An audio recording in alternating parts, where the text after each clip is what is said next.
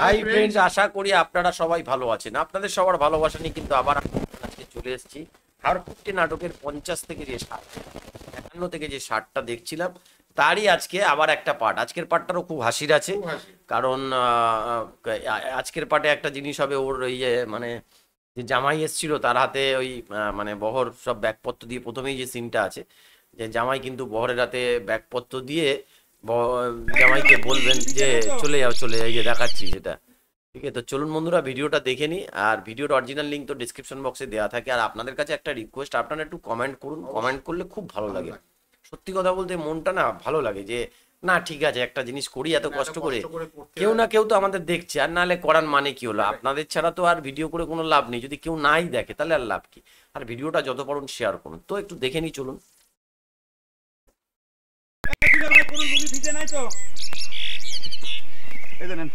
আপনার ব্যাগ কোনো কিছু বাদ পড়লি পরে কোন আমি আনি দিচ্ছি। আরে এত ব্যস্ত হচ্ছিস কেন? দাঁড়া, ঘরের মধ্যে কিছু আছে কিনা দেখে। এ রাখেন, আপনি ঘরে যাবেন কিসের জন্য?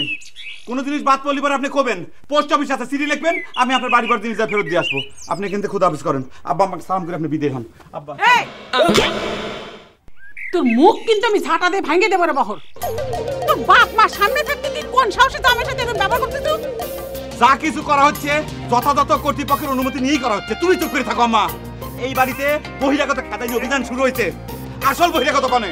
তুমি কনে তাক পলা লাগছো, সেটার উত্তর দাও আগে। কর্তৃপক্ষ কিটা? তুমি তুমি তাহলে বহরের দিয়ে জামাইকে এভাবে অপদস্থ করতেছ? দেখো তো, আমি তো কিনে সাওয়াল পাওয়াল বড় হয়েছে, এখন বাড়িঘর তো তাগারি। তারা যদি কিছু করে, আমার কি কিছু করার আছে? বাহ, খুব একটা রাজনীতির কথা কয়ে দিলি, তাই না? সাওয়াল মনে হচ্ছে তোমার একটাই, এই বহর। তাহলে পরে আমার আর দুই সাওয়ালেকে ডাক দেই, তাগারে কথার কিন্তু দাম দেওয়া লাগবে না নহরের বাপ। কারু কথার কোনো দাম নাই। আমার আব্বা যেটা কবি সকলের শিরাই খালি মানা লাগবে। আমার আব্বা অর্ডার দিয়ে দিছে, দুলে ভাই আপনি খুদা হাফেজ, আপনি জানেন কিনতে যান। ও বহর, ওই এত মাস্তানি করিস না। মাস্তানি করিস তোর বুবুর কাছে যায় আমি কিন্তু কোনোদিন তোর এই ব্যবহারের কথা কই নাই। যদি কয়ে দেই তাহলে কি হবি একবার কল্পনা করে দেখছু? শোন, তোর বুবুর ছায়া কিন্তু এই বাড়িতে কেউ বড় মাস্তান হইবে পারিস নাই, বুঝছিস? তুমি একদিন কও নাই কিসের জন্য? খারাপ, আমি সব ব্যবস্থা করতেছি। আজই আমি নহরে পাঠা হীরামতি নিয়ে আসতেছি, তারপর দেখি বাপ বেটা কত রাজনীতি করবে ব্যাপারে। আব্বা আম্মা যে আপনার কথার পর কথা কয়া গেল, আপনার অর্ডার ভায়োলেট করে চলে গেল, আপনি তার কোনো বিচার করবেন না? বউ, আপাতত জোরাজুরির দরকার নেই। জামা এক বুঝায় কলি পারে, সে চলে যাবে নি। তাছাড়া গোল্লা যখন পলাইছে বাদ। এটাই হইল আব্বা আপনার আসল দোষ। বুবুর কথা কলিবারে আপনি ভয় পায় যান, এ তো নিশ্চয় সব লোক প্রশ্রয় পায় যায়। তুই তোর বুবুক ভয় পাস না?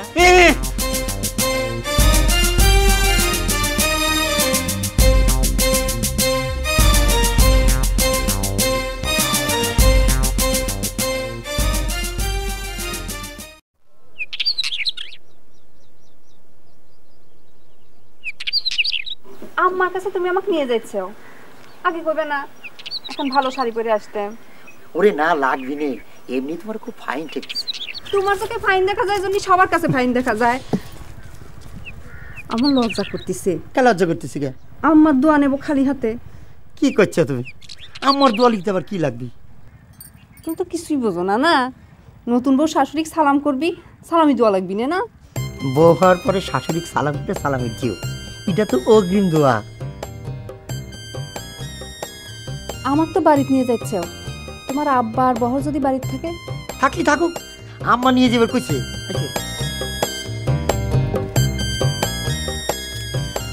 ওরে আল্লাহ, একটা কথা তো তোমার কয়াই হয় নাই, দুইলা ভাই তো তাগের বাড়িতে নিয়ে বিয়ের আয়োজন করে যাচ্ছে।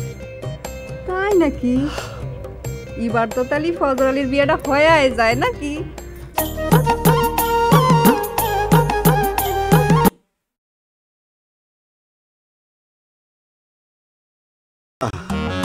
বহিরিয়ে কত আজকে তুই আগে বাড়িতে আস, বাড়িতে আমি ঢুকা শিখেছি।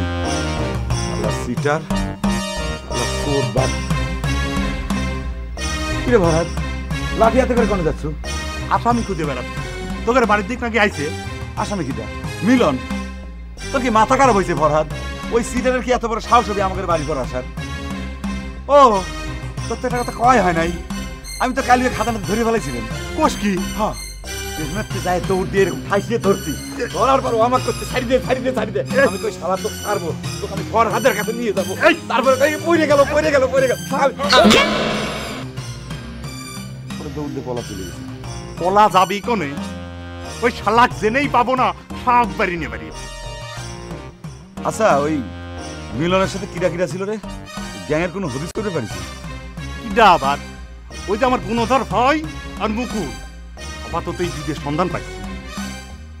না রে, আমার মনে হয় আসলটার হদিস এখনো তুই করতে পারিস না ফরাদ।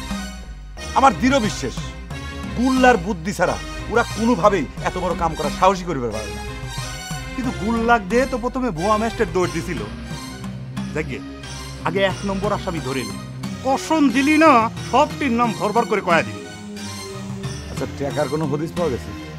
পাবো কেম্বা করে, আসামি তো ধরা ছোঁয়ার বাইরে।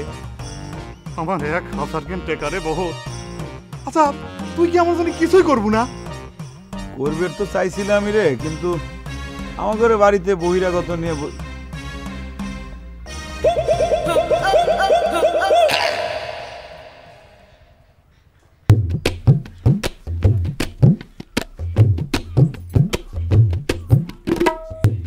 এত বড় বেহা কবে হয়েছিল বড় ভাই? একদিন হাটে মাঠে ঘাটে লিলি করে বেড়াতু, তাই কয় কি হাত ধরে বাড়ির ভিতর ঢুকে নিয়ে আসবি? তো সাহস তো কম না? ভাবি সালাম করো দেওরা। ভাবি মানে? এই বড় ভাই এসব কি কথা করছে রে? এই ভাবি মানে তুমি বোঝো না? ভাবি মানে হচ্ছে বড় ভাইয়ের বউ। তুমি এত কিছু বোঝো, আরে সামান্য হিসেব বোঝো না? না কিরে ফজর, কবে বিয়ে করলু? আমাকে দাওয়াত দিলু না? হ্যাঁ চুপ করো হে, দাওয়াত খাওয়ার জন্য জিবিটা লোল পড়তেছে তাই না? বিয়ে কিসের বিয়ে?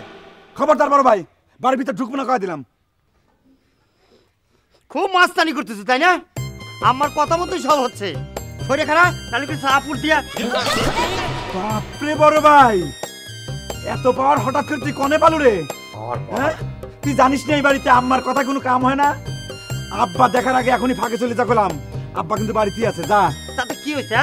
আব্বা এই বিয়েতে মত দিতে কেন তো কয় নাই? আর যদি না কয়তে যে আব্বার কাছে জিজ্ঞেস কর। আসো আব্বা আব্বা দুলা ভাই, মিলন তো খুব 2 নম্বরই শুরু করেছে। শুরু করছে কি? ও তো বংশ শুদ্ধ 2 নম্বর। টাকা তো ফেরত দিচ্ছে না, আবার কোথায় যে ডুব মেললো তা তো দেখাই পাওয়া যাচ্ছে না। তো পাইল পদ্ধতি তো কিছু বুঝতে আছি না। সামান্য 1000 টাকা লইয়া আমার শালায় কি বাগরি বলান দিল না? যে ওরা সত্যি যদি ভাইগে যায় তাহলে তো বেকাদা হয়ে যাবি নি রে। ফরাত কিপটিক তো টেকা ফেরত দেওয়া ছাড়া ঠান্ডা করা যাবি না। তোর সামান্য 1000 টাকা লইয়া বেশি টেনশনে পড়তে চাই। মুকুল ভালো করে আজ যারা দিলেই তো 1000 টাকা পাবে। তাই বলে মিলন আমাদের মধ্যে এইভাবে বাটপারি করে দেবে গোল্লা ভাই? কি করবো? ঘটনা ঘটছে টুথপেস্টের লাল, চাপ দেশেও বাইরেই গেছে, এখন আরো ভিতরে ঢুকে কি পারবা? লই গেছে, কি করবা? এই তুই মনে কর মিলনের পক্ষটা নিয়ে কথা করছিস রে গুল্লা? কে রে, টাকার ভাগ পাইছো নাকি? তুমি ফরাদ বকিলের ভাই তো, তাছাড়া তুমি বুঝবা কি? ওরা সব হিসাব টাকার মাধ্যমে করো। ওটা এর লেগে এখন তোমার কপালে বিয়ে যাবে না। নিজে মনে কর কয়েকখান বিয়ে করে তুইছো তাই না? না, বিয়ে করার লান মনের মানুষের পাইলাম কই গো।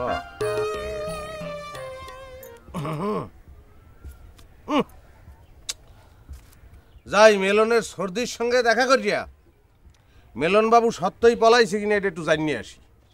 ওরে দিদি তেরা দেবর দেওয়া। ওকে তোরা খারাপ খা, দিদির কাছে সবাই যাইতে পারবে না। বসো তোমরা, বসো, যাও যে জায়গায় আসলে ওখানে যাইব। আয় রাম করিও কো ডাল জানা। তোমার মুখে যে একটু মিঠে তুলে দেবো সেই ভাগ্য আমার নাই রে মা। মিঠেই লাগবি না আম্মা, আপনার দুয়ার থেকে আর বড় কিছু আছে না। কি জানি, জানি না। সাওয়াল পাল মানুষ ওরা, তারা যে কি করতেছে আল্লাহর কাছে দোয়া করি সব কিছু যেন ভালো ভালো হয়। ও আম্মা, তোমার তো ও কথা কয় হয় নাই। তুলে ভাই কয় কি তাদের বাড়ি যাওয়ার জন্য? বরিশাল মেলা দূর হয়ে যায় তো। আর এক কথা বললো যে বুবুর হাতে যদি বিয়ে দেওয়া হয় তাহলে আব্বা বেশি বাড়াবাড়ি করে ফেলবেন না, বুঝছেন না? এখন কোনো কথা বললেই তো আপনি রাগ হবেন আব্বা।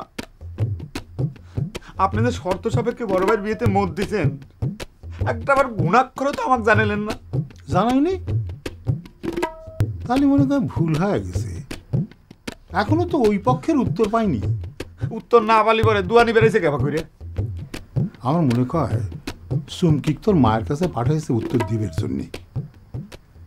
আব্বা, আমি আপনাকে একটা কথা কব, রাগ হবেন না তো? ধরবো কা, রাগ হবো কে? কি কবি ক?